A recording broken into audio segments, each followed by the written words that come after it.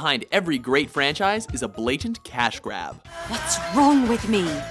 Welcome to WatchMojo.com, and today we'll be counting down our picks for the top 10 worst video game spin-offs. For this list, we picked the most unnecessary and downright bad spin-offs of iconic franchises. Let's get something straight. I am not a ninja. I am Lin Kuei. They must be based off franchises that originated from video games. So, no spin-offs of titles that were themselves spin-offs of comic books, movies, or anything else. And, as usual, one game per franchise. No! Not into the pit! It burns! Number 10. Dirge of Cerberus, Final Fantasy VII. What's going on? If you're a gamer, you should know that Final Fantasy VII was one of the best JRPGs of all time. Dirge of Cerberus, however, is not. Vincent Valentine is now the protagonist, and he's being targeted by a mysterious organization called Deep Ground, who hopes to destroy the planet Gaia. Story-wise, it's not too bad. The gameplay, however, is.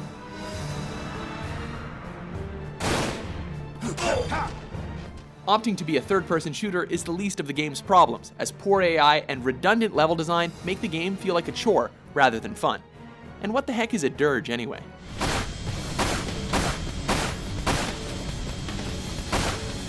Number 9. Sonic R.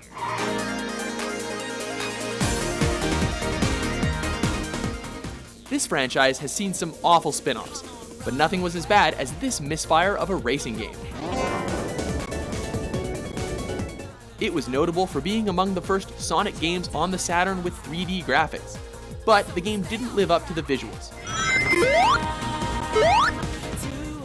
It only has 5 playable tracks, all of which are poorly designed, and while it's neat to play as characters like Dr. Robotnik, pretty much every character handles terribly. If you do decide to wrestle your way through the controls, you can finish the game in roughly an hour. Weak.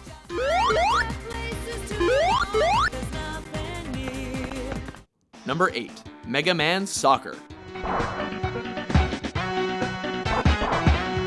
The Blue Bomber has a great reputation.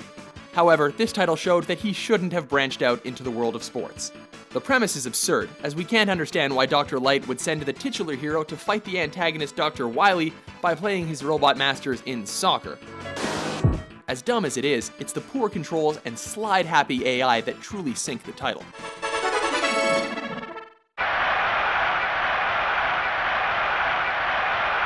Number 7. Dead or Alive Extreme Series. Yes!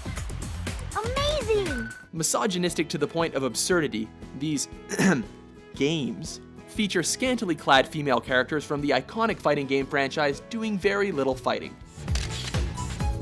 These shameless titles feature the ladies playing volleyball, gambling, or just frolicking around doing nothing, as you play to earn more revealing swimsuits and accessories. What a great view! Even worse, the sequel added offensive extras like the unlockable pole dancing minigame. Ugh, no comment. This is a little embarrassing. Number 6. Resident Evil Survivor.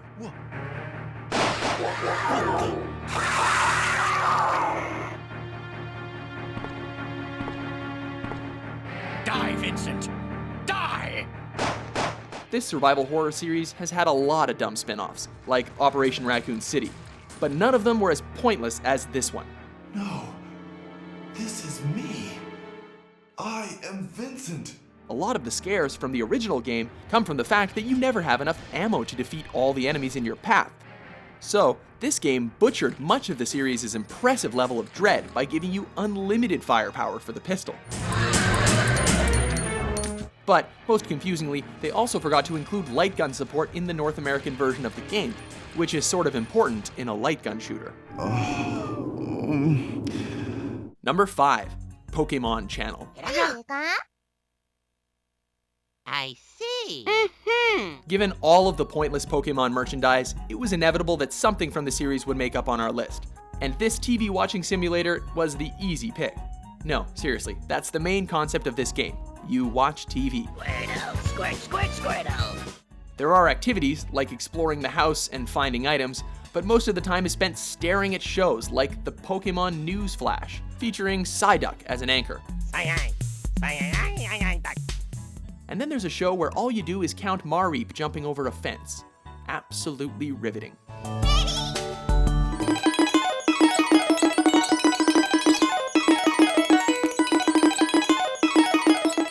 Number 4, Mortal Kombat Special Forces.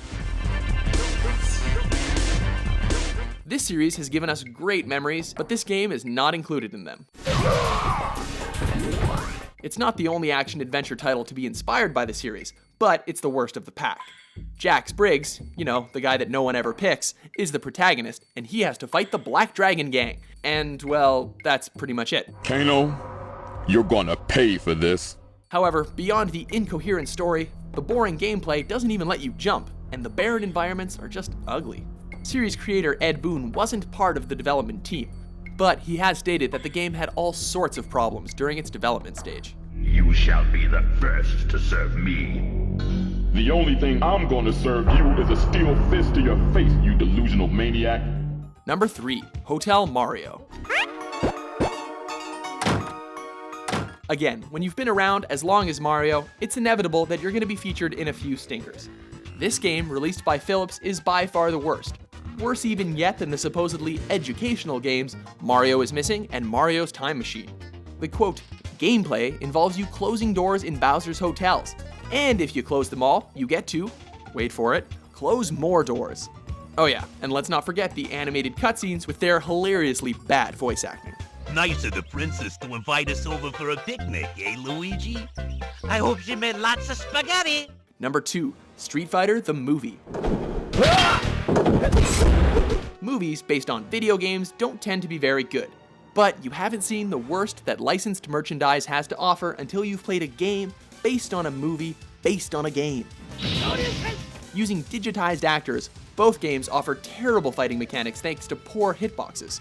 Yes, we do say both, as there were actually 2 versions of this game, with both a home console version being vastly different to the arcade game, and both being completely pointless.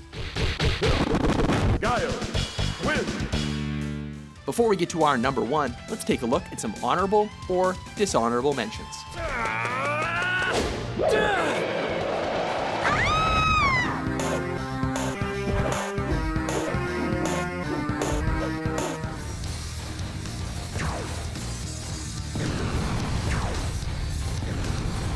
Holy Jesus, get that thing out of here!